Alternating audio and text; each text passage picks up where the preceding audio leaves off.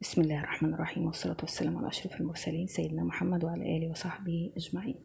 النهاردة هنعمل بطة وهنعمل صينية بطاطس.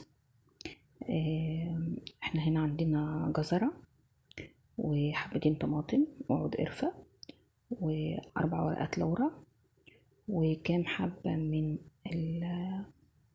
الحبهان،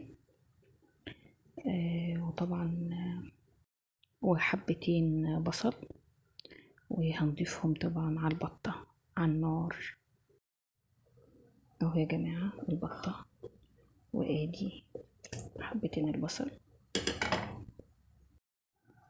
وهنا معانا صينية البطاطس اللي احنا هنعمل فيها بطاطس طبعا، بس دي شوية حلويات بقى. انا بحب اعمل الحلويات دول واغليهم في شوية شوربة من بتاعة البطة، يغلوا كده غلوتين بحيث ان هما يستووا نص سوا، وبعدين ابتدي احط حلقات البصل وحلقات البطاطس دلوقتي.